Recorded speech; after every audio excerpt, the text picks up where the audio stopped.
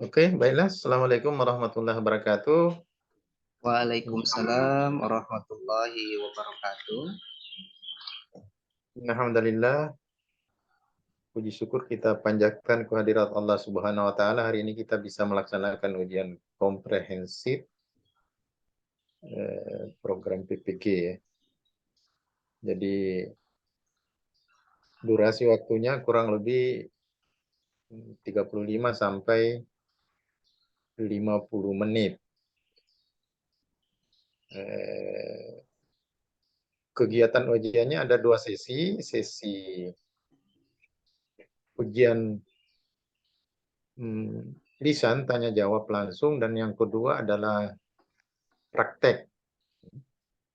Praktek ada dua juga, baca tulis Quran dan praktek mengajar. Tapi dalam bentuk cuplikan saja, tidak tidak sepenuhnya. Oke, baiklah kita buka ujian komprehensif pada hari ini dengan sama-sama membaca basmalah. Bismillahirrahmanirrahim. Bismillahirrahmanirrahim. Baiklah kita masuk sesi pertama, tanya jawab ya, Iya Pak. tentang materi modul ajar, baik itu modul pedagogi maupun modul profesional. Pertanyaan pertama, ini menyangkut teori-teori belajar. Jadi pada pendalaman materi mungkin sudah dapat materi tentang teori-teori pembelajaran. Iya Pak, betul Pak. Kami dapat materi tentang teori pembelajaran. Yang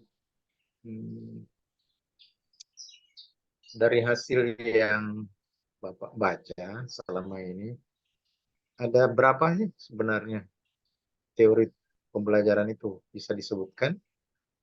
Iya Pak, kami dapati itu di modul eh, profesional, modul pendalaman materi itu untuk pedagogik dari teori-teori pembelajaran itu ada 5 Pak.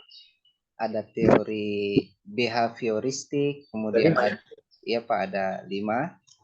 Ada teori behavioristik, kemudian ada teori kognitif, ada teori konstruktivisme, kemudian ada teori humanisme, kemudian ada teori cybernetik Pak. Ya, detik ya. ya Pak. Boleh jelaskan mungkin salah satunya saja ya. Kalau Uh, teori belajar yang kognitif, apa itu yang ya Pak.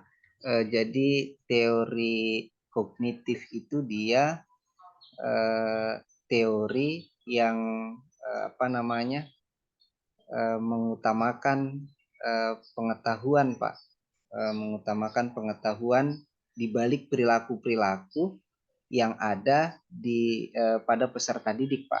Maksudnya kalau apa namanya proses berpikir di balik tingkah laku peserta didik begitu Pak. Itu teori kognitif atau kemampuan yang dikuasai oleh peserta didik Pak. Itu teori kognitif Pak.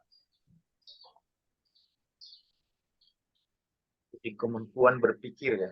Iya, kemampuan berpikir daripada peserta didik Pak. Jadi peserta didik itu punya kemampuan berpikir yang berbeda-beda ya Iya Pak. dalam memahami suatu situasi, kognisi, entitas pemikiran. Dikatakan juga bahwa tren ini lebih mementingkan proses belajar daripada hasil belajar. Iya Pak, udah. Behavioristik itu mengutamakan hasilnya, apalagi prosesnya. Proses pemikiran itu berlangsung. Iya Pak. Kalau dalam aplikasinya dalam pembelajaran Itu bisa dilihat di mana, Pak? Iya Pak, jadi dalam aplikasinya dalam pembelajaran kalau teori kognitif itu misalnya dalam proses pemecahan masalah Pak, setelah guru memberikan masalah, kemudian siswa itu secara berkelompok maupun secara individu berusaha untuk memecahkan masalah-masalah yang ada Pak, gitu.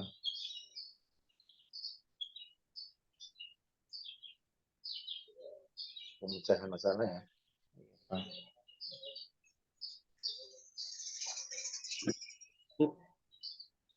Teori kognitif ini kalau pada pembelajaran tingkat dasar sekolah atau di SD itu biasanya lebih banyak menggunakan benda-benda konkret. Ya. Iya Pak, Misalnya ada betul. alat-alat peraga. Alat Bisa peraga, iya betul. terus memberikan teori-teori, contoh-contoh dalam pembelajaran KI.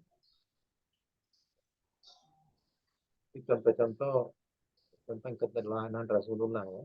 Iya Pak, contoh Pada dari saat ya contoh keteladanan, kemudian apa namanya, bagaimana misi-misi dakwah itu Pak tidak disebarkan dengan maksudnya tidak disebarkan dengan marah-marah, tetapi dengan keteladanan tanpa ada paksaan Pak.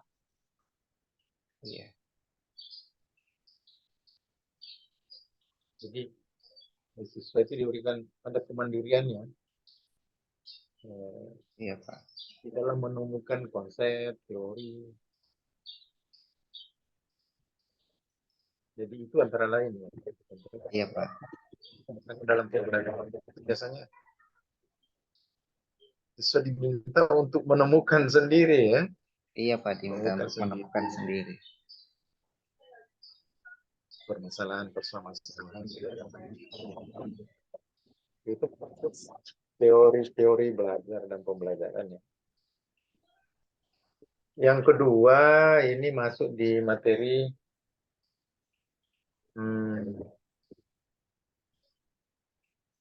pengembangan pembelajaran ya.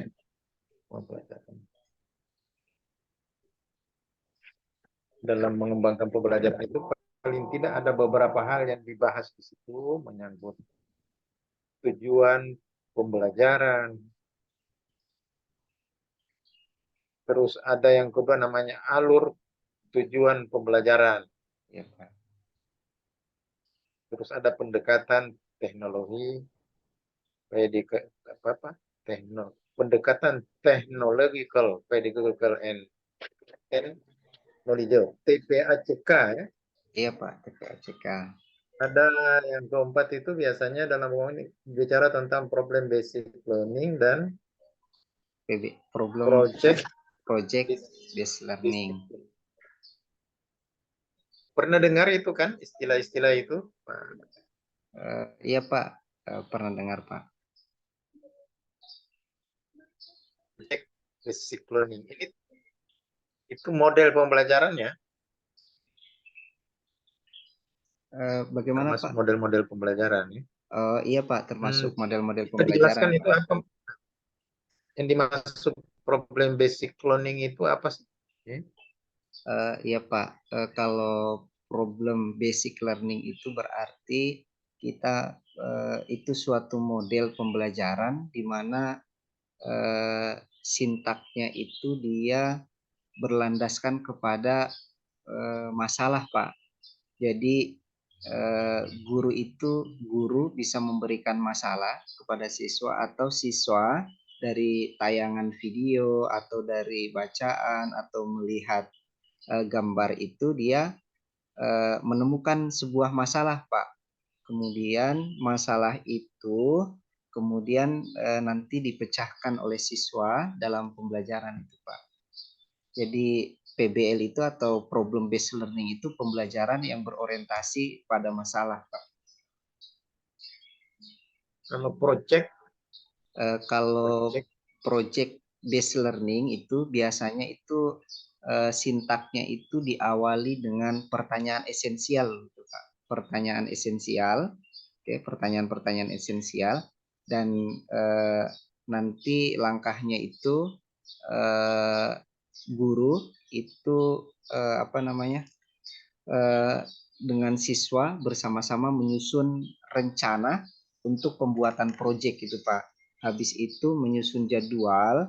Setelah menyusun jadwal, guru itu menjadi fasilitator dan pengontrol dalam membuat proyek itu dikontrol. Jadi itu proyeknya dikontrol. Kemudian setelah jadi proyeknya itu, maka dibahas kelayakannya, kemudian dibuat laporannya. Setelah dibuat laporannya, kemudian dipresentasikan di depan kelas, gitu Pak. Jadi PJBL atau Project Based Learning itu dia nanti endingnya harus ada proyek yang dihasilkan oleh siswa dalam pembelajaran, Pak. Gitu Pak. Proyeknya. Oke, Iya. baik. Lanjut, menyangkut komponen perangkat pembelajaran. Paling tidak kalau kita bicara tentang perangkat pembelajaran atau modul ajar, itu banyak. Komponen-komponennya itu kan banyak. Iya, Pak. Kita di sini komponen-komponen intinya saja, paling tidak yang harus ada dalam modul ajar itu apa yang komponen inti? Iya, Paling Pak. tidak ada 5. Iya, Pak. Apa saja? Eh, Apa saja komponen intinya? iya Pak, jadi kalau eh, modul ajar itu komponen-komponen inti itu dia ada informasi umum di mana di dalamnya itu dia memuat identitas madrasah, kemudian mapelnya apa, materi apa, kelas berapa, kemudian fase kan, fase apa, kemudian nama gurunya siapa. Kemudian setelah itu ada kemampuan awal peserta didik itu seperti apa. Kemudian ada proyek P5 dan PPRA. Selain itu juga ada pertanyaan pertanyaan pemantik. Selain pertanyaan pemantik, dia juga ada pemahaman bermakna, Pak. Ada pemahaman bermakna. Di situ ada juga Yang inti-intinya. ya ada Yang inti tidak ada. Pertama paling yang pasti tujuan kan. iya Pak, ada tujuan pembelajaran, ya betul, ada tujuan pembelajaran. Kemudian ada capaian tujuan pembelajaran, kemudian tujuan pembelajaran, kemudian jadi KKTP, kriteria ketercapaian tujuan pembelajaran, kemudian ada kegiatan inti itu yang terdiri dari pendahuluan, kemudian pendahuluan, kemudian eh, kegiatan inti itu pendahuluan, ada kegiatan inti, kemudian ada juga penutup. Kemudian setelah ada penutup itu ada asesmen, kemudian ada pengayaan dan remedial. Kemudian ada glosarium, ada juga daftar pustaka dan lampiran-lampiran Pak, lampiran-lampiran terkait dengan modul ajar yang dibuat Pak. Maksudnya komponen-komponen inti itu pasti ada tujuan. Ya, Pak. Nah, untuk mewujudkan tujuan ini pasti ada materi ajarnya. Iya Pak. Materi ajar ini kalau mau disampaikan pasti ada metodenya. Iya Pak. Metode ini juga ya, supaya berhasil perlu didukung oleh media. Oh iya Pak ya. Ada medianya dan ada LKPD-nya. Dan yang terakhir ada instrumen Penilaian. penilaiannya. Iya Pak, betul. Itu yang saya maksud. Maksudnya yang intinya kan. Oh iya Pak Tidak ya. boleh tidak. Berarti yang Pasti tidak. ada. Oh iya Pak. Berarti itu Pak tadi Pak ya, tujuan pembelajaran, kemudian ada medianya, ada Ada modelnya, materinya. ada materinya, ada asesmen, ya Pak. Ya. Jadi itu kan ada keterkaitan kan. Kita punya tujuan, nah, supaya tujuan tercapai itu pasti ada materi yang harus kita sampaikan untuk bisa mencapai tujuan. Oh iya Pak, ya. Nah, supaya materi ini gampang diterima, perlu metode kan. Iya Pak, betul. Ya. Nah, dalam metode mengajar itu, supaya tidak bosan, perlu juga ada medianya kan, media pembelajaran, Pak, media ada dan media. LKPD. Dan yang kelima ya itu instrumen, perlu ada evaluasinya kan, Iya Pak, penilaian asesmen. pembelajarannya itu berhasil atau tidak. Iya Pak. Itu yang inti-inti ya. Tapi di sini ada pertanyaannya. Bagaimana apa yang dimaksud ini asesmen itu harus dapat mengembangkan, ada namanya critical thinking, creative thinking, reflective thinking ya. Iya Pak. Bisa dijelaskan secara singkat apa maksudnya? Iya Pak. Jadi itu critical thinking itu maksudnya kemampuan berpikir kritis Pak. Kemampuan berpikir kritis. Kemudian satu lagi yang dua lagi critical thinking, creative thinking itu berpikir kreatif Pak, berpikir kreatif. Jadi yang pertama itu siswa itu diharapkan bisa berpikir kritis Pak. Selain gurunya juga dalam menyajikan materi itu harus bisa berpikir berpikir kritis begitu. Kemudian ada creative thinking. Creative thinking itu berpikir kreatif. Maksudnya dalam merancang pembelajaran, guru juga dia harus kreatif kalau bisa menggunakan model-model pembelajaran yang terbarukan, media yang terbarukan, dan yang mampu merancang siswa atau membelajarkan siswa itu biar dia juga bisa berpikir kreatif, gitu, Pak. Ya. Iya. Oke. Jadi instrumen penilaian itu harus mengarah ke sana ya. Iya, Pak. Membuat siswa ini bisa berpikir ya, berpikir kritis. Berpikir kritis ya Pak. Ada juga HOTS itu Pak, asesmen yang HOTS itu ya. Ada dalam Ya. merancang asesmen juga harus HOTS.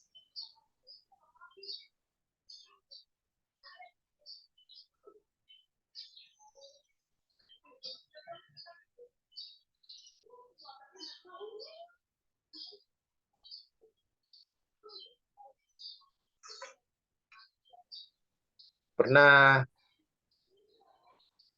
berbasis HOTS. Ya itu nanti kita tanyakan pada pertanyaan berikut ya. Ini ke pertanyaan ini dulu ya. Asesmen. Menyangkut ada di sini materi ajar ya. Ada istilah materi ajar esensial, dan yang kedua ada materi ajar advance material ya. Iya Pak. Bisa dijelaskan itu? Iya Pak. Materi esensial itu maksudnya materi inti yang harus dikuasai oleh peserta didik Pak. Misalnya dalam modul ajar yang saya susun itu dia dari elemen itu elemennya periode dakwah Rasulullah. Kemudian periode dakwah Rasulullah itu ada yang di Mekah dan di Madinah. Nah, yang di Mekah itu materi esensialnya itu pertama membahas misi, yang kedua membahas strategi, kemudian ada yang mengeksplorasi dakwah-dakwah Rasulullah yang berkaitan dengan kasih sayang, kemudian ada mengaitkan antara misi dengan strategi dakwah Rasulullah periode Mekah itu materi esensialnya Pak, ya materi esensial. Jadi itu materi-materi inti yang harus dikuasai oleh peserta didik Pak.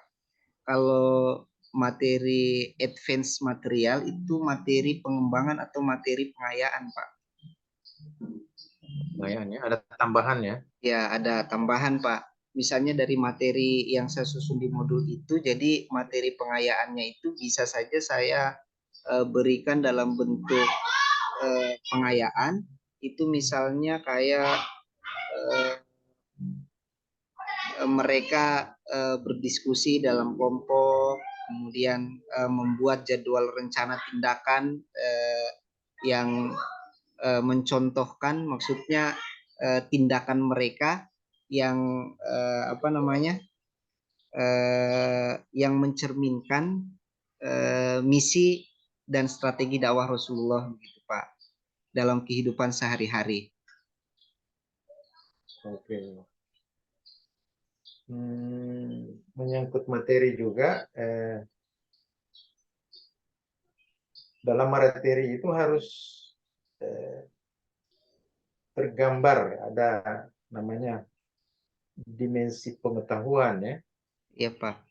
Dimensi pengetahuan itu ada yang faktual, konseptual, prosedural, dan metakognisi. Ya Pak. Itu bisa dibedakan apa itu maksudnya? Iya Pak.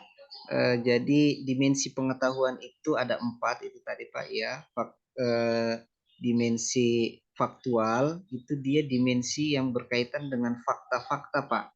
Jadi berkaitan dengan tahun, tanggal, eh, nama orang, nama tempat, misalnya eh, peristiwa itu apa misi dan strategi dakwah Rasulullah di Mekah itu, misalnya diawali misalnya Nabi menerima wahyu di Gua Hiro, kemudian eh, surat apa yang pertama kali turun, kemudian melalui perantara malaikat Jibril, kemudian setelah itu pulang dia berdakwah kepada siapa saja, tentunya kepada orang-orang yang terdekat, itu merupakan faktual Pak, fakta-fakta, fakta sejarah begitu Pak.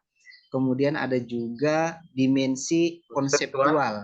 Ya, dimensi konseptual itu dia berkaitan dengan bisa jadi konsep-konsep berupa pengertian, fungsi, begitu dia Pak. Kemudian misalnya kalau di materi misi dan strategi dakwah Rasulullah itu berarti apa pengertian misi, apa pengertian strategi, kemudian apa pengertian dakwah seperti itu Pak. Kemudian fungsi-fungsinya seperti apa fungsi dakwah. Kemudian ada dimensi prosedural. Nah, dimensi prosedural itu dia merupakan langkah-langkah Pak, langkah-langkah daripada materi begitu Pak. Misalnya strategi dakwah kan, strategi dakwah itu yang kita kenal itu ada strategi sembunyi-sembunyi dan ada juga strategi Langkah-langkahnya dalam berdakwah itu.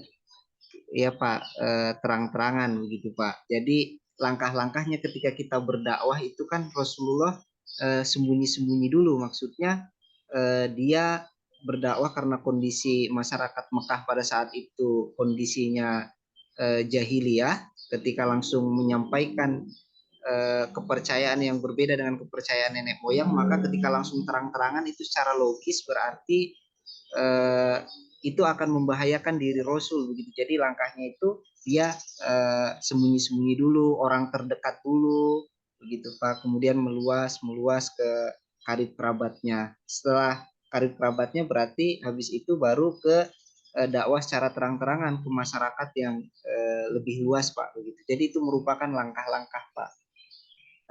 Selanjutnya ya selanjutnya ada dimensi metakognitif atau biasanya ini dimensi kesadaran peserta didik untuk melakukan apa yang ada di dalam materi, misalnya dakwah ya dakwah, kemudian ada hikmahnya begitu. Jadi peserta didik itu sudah memahami, bisa mengambil hikmah. Setelah dia mengambil hikmah itu, dia secara mandiri, secara sadar untuk melakukan seperti apa yang dilakukan oleh Rasulullah begitu Pak. Misalnya kayak keteladanan kan, Rasul berdakwah itu secara keteladanan, memberikan contoh. Jadi kita sebagai pelajar, peserta didik itu metakognitifnya itu kesadaran terhadap itu Pak. Oke, cukup. Pertanyaan berikut ya. Ini evaluasi pembelajaran. Ya Pak. Jadi Bapak mungkin dalam mengajar pasti ya, pasti melakukan apa yang namanya evaluasi. Ada beberapa evaluasi yang dilakukan biasanya dalam mengajar, itu bisa dijelaskan singkat saja ya. Iya Pak. Evaluasi apa saja? Jadi evaluasi yang dilakukan kalau di kurikulum Merdeka itu ada asesmen awal, kemudian ada asesmen formatif, kemudian ada juga asesmen sumatif, Pak. Jadi asesmen awal itu dia berkaitan dengan bakat, kemudian minat daripada peserta didik dan pemahaman awal, Pak. Biasanya kalau berkaitan dengan minat belajarnya itu atau gaya belajarnya itu dia berkaitan dengan audio atau visual atau kinestetik itu asesmen awal. Kalau asesmen formatif itu biasanya dalam bentuk tes, itu dilakukan dalam proses pembelajaran pas setelah belajar kemudian ada tes formatif atau asesmen formatif. Kalau asesmen sumatif biasanya itu dilakukan akhir semester Pak, ya itu dalam kurikulum Merdeka Pak. Oke, teknik-teknik asesmen juga. Asesmen itu kan tergantung apa yang mau diukur ya. Iya Pak, Jadi betul kalau Pak. yang diukur berkaitan dengan kognitif, umpamanya itu tekniknya apa kalau kognitif? Kalau kognitif Pak itu bisa menggunakan tes lisan atau tes tertulis Pak dengan kognitif. Kalau penugasan itu masuk apa ya? Penugasan juga dia bisa masuk ke tes kognitif juga dia Pak, ke Kognitif ya. asesmen formatif juga ya Pak. Kalau yang mengukur afektif, Kalau mengukur afektif ya, itu bisa menggunakan teknik observasi Pak, observasi pasti ya. ya. Terus apa lagi? Bisa menggunakan penilaian teman sebaya atau penilaian diri Pak. Oh, oke, saya kira eh, itu kita pindah ke berikut lagi. Ini waktunya hampir habis. Iya Pak. Pindah ke ini aja ya, ke modul ya, Iya Pak. modul project. Ini modul project. Iya Pak. Pada modul project itu ada yang namanya penyusunan profil, ada tujuan, ya, Iya Pak. aktivitas dan asesmen.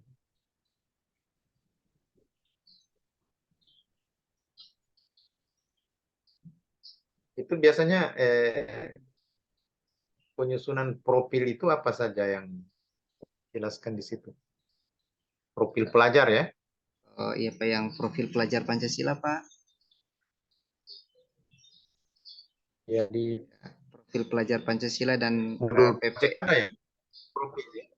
Iya Pak. Eh, jadi dalam penyusunan profil penguatan eh, pelajar Pancasila sama profil pelajar Rahmatan lil Alamin itu Pak, dalam menyusun itu dia harus disusun oleh tim Pak. Jadi dia tidak bisa disusun secara mandiri. Jadi dia disusun oleh tim di sekolah yang bisa berkolaborasi antar beberapa mata pelajaran. Kemudian selain itu biasa madrasah itu dalam 1 tahun itu bisa menyusun proyek itu 2 sampai 4. Jadi sekolah itu bisa menentukan. Kalau misalnya sekolah hanya akan membuat proyek itu 2, maka biasanya satu semester 1, Pak. Jadi semester ganjil 1, semester genapnya 1 lagi. Kemudian dalam menyusun tadi P5 sama PPRA itu dia berdasarkan tema yang ada. Begitu ada tema yang ada itu misalnya tema P5 itu ada kebinekaan, kemudian ada kreatif, ada gaya hidup berkelanjutan, kemudian ada gotong royong, ada juga mandiri, Pak. Ya, ada bernalar kritis juga. Kemudian ada juga kalau PPRA itu biasanya itu ada 10 itu, Pak. Ada berkeadaban, kemudian ada keteladanan, ada toleransi, ada kesetaraan, ya. Kemudian ada, ya Pak, Dia lebih banyak dari profil itu. ya dia lebih banyak nilai-nilainya daripada yang P5 itu, Pak. Iya. Kira cukup. Yang terakhir ya, pertanyaan terakhir ini menyangkut penelitian PTK ya. Iya Pak, PTK. PTK-nya apa judulnya? PTK saya itu judulnya penerapan model pembelajaran project based learning dalam meningkatkan hasil belajar pada siswa MTS 2 Konawe Selatan, Pak. Selatan ya. Project Basic Learning ya. Iya, project based learning ya, Pak. Project Basic Learning apa penerapan? Iya, Pak, penerapan.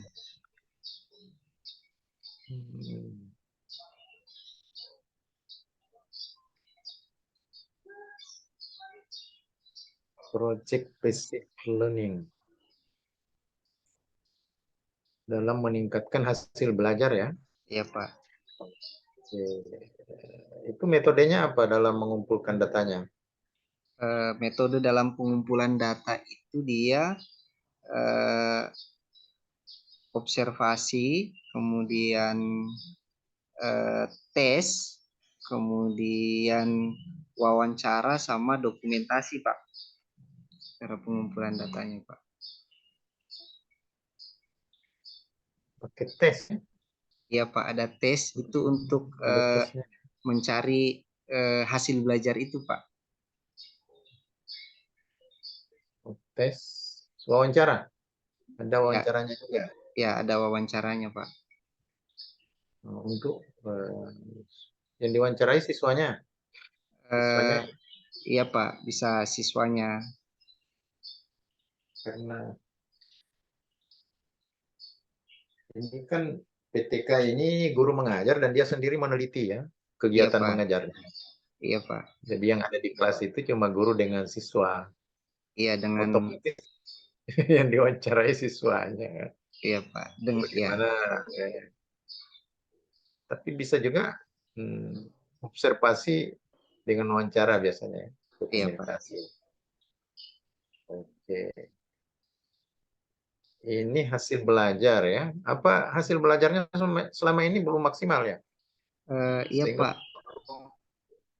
Selama ini hasil belajar untuk SKI, apalagi kelas 7 ini pada materi misi dan strategi dakwah Rasulullah di Mekah itu belum maksimal, Pak. Masih di bawah KKM atau kalau kurikulum merdeka KKTP, Pak, masih di bawah KKTP.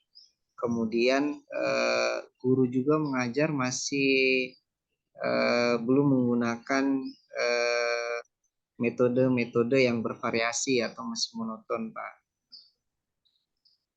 Oke, saya kira cukup. Yang terakhir kita ujian praktek ya. Iya, Pak. Praktek Terima kasih. baca tulis Quran dan praktek mengajar. Iya, ini Pak. tidak lama-lama, paling 5 menit ya. Iya, Pak. Coba saudara buka saja. Iya, Pak. Al-Quran ya. Ada bawa Quran kan? Iya, Pak. Bawa, Pak. Surat Luqman saja dibuka. Iya Pak. Sudah ketemu belum? Sudah Pak, sudah. Coba ayatnya ayat ke-12. Ayat 12. ke-12. Oh iya Pak, sudah Pak. 12. Silakan. A'udzu billahi minasy syaithanir rajim. Bismillahirrahmanirrahim. Walaqad atayna Luqmanal hikmata anishkur lillah wa may yashkur fa innama yashkuru li nafsihi wa man kafara fa innallaha ghaniyyun hamid. Sudah. Shadaqallahul azim. Silakan ditulis. Baik Pak.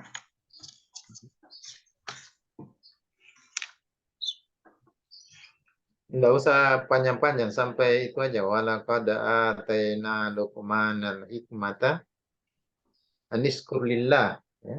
Iya Pak. Sampai anishkur lillah saja. Ya.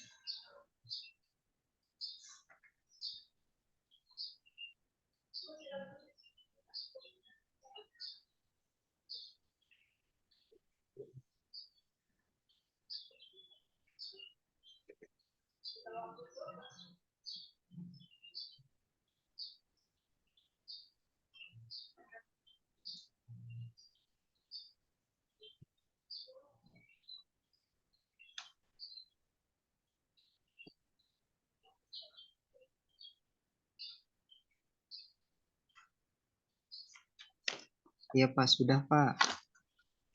Lihatkan di kamera ya.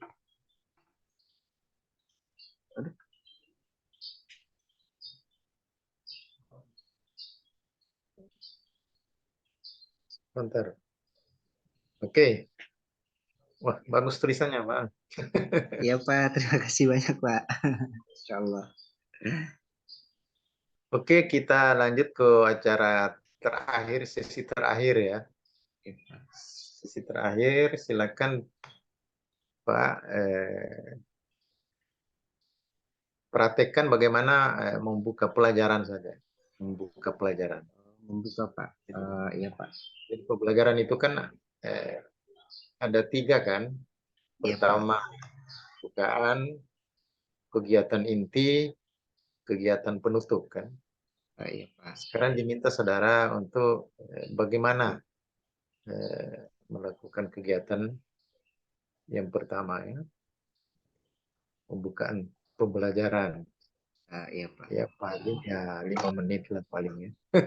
Iya Pak. Kurang lebih. Silakan. Iya. Bismillahirrahmanirrahim. Assalamualaikum warahmatullahi wabarakatuh. Waalaikumsalam warahmatullahi wabarakatuh. Syukron hamdanillah amma ba'd. Puji syukur senantiasa kita panjatkan kehadirat Allah Subhanahu wa taala karena pada pagi hari ini pada pertemuan kali ini kita semua masih diberikan nikmat kesehatan, nikmat kesempatan, dan yang tidak kalah pentingnya adalah nikmat iman dan nikmat Islam. Salawat dan salam semoga tetap tercurahkan kepada junjungan Nabi besar kita, Nabi Muhammad Shallallahu Alaihi Wasallam. Karena atas berkat beliau sehingga kita ini dapat terbebas dari alam kebodohan, alam kegelapan, alam kejeliahan menuju alam yang terang benderang yakni dinul Islam. Baik anak-anakku, sebelum kita memulai pembelajaran, minta tolong ketua kelas ya, nah Ikra ya, tolong pimpin baca doa. Ya, karena sudah selesai baca doa, jadi Pak Guru akan cek kehadiran satu persatu ya. Ya Pak Guru. Ikra hadir. Dedi Karim hadir. Ya, terima kasih ya kalau hadir semua. Jadi sebelum kita memulai pembelajaran, ayo ikuti Pak Guru. Masih ingat kan ice breaking yang Pak Guru ajarkan kemarin sebelum pertemuan yang lalu, ketika Pak Guru tanya bagaimana kabarnya anak-anakku hari ini, maka jawab alhamdulillah, luar biasa, tetap semangat, Allahu Akbar. Ya, sekarang Pak Guru ulangi, jadi kalian harus kompak ya sambil berdiri ketika Pak Guru tanya, bagaimana kabarnya hari ini anak-anakku? Alhamdulillah, luar biasa, tetap semangat, Allahu Akbar. Ya, terima kasih anak-anakku bahwa siapa di sini yang masih ingat mata pelajaran minggu lalu? Ya, coba Ikra praktekan. Ikra coba yang masih ingat pembelajaran minggu lalu. Ya, Ikra bagus. Ya, siapa lagi? Oh ya, Isma. Ya, Isma juga bagus. Masih ingat semua pembelajaran kita minggu lalu. Jadi pertemuan kita untuk hari ini kita itu akan membahas masalah misi dan strategi dakwah Rasulullah Shallallahu Alaihi Wasallam periode Mekah. Jadi anak-anakku silahkan untuk menyaksikan tayangan dari video yang Pak Guru tayangkan di depan.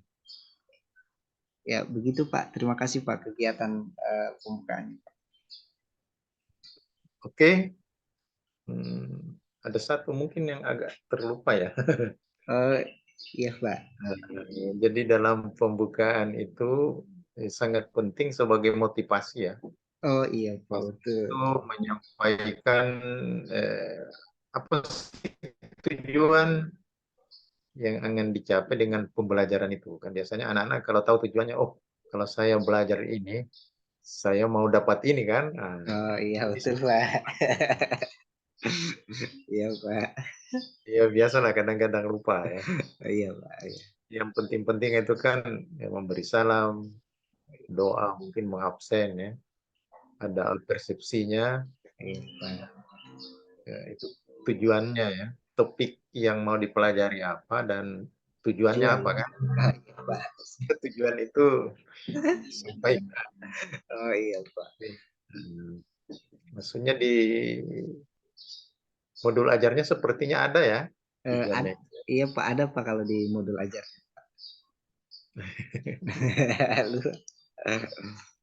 Oke, baiklah. Ujian kita pada sore ini kita cukupkan sekian dan Iya kita Pak, akhiri makasih banyak Pak. sama membaca hamdalah. Ya, Alhamdulillah. alhamdulillahirabbil alamin.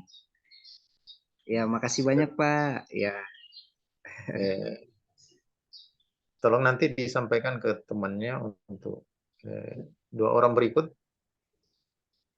akan dimulai nanti jam pukul 8 ya Indonesia Tengah. Jadi habis salat Isya.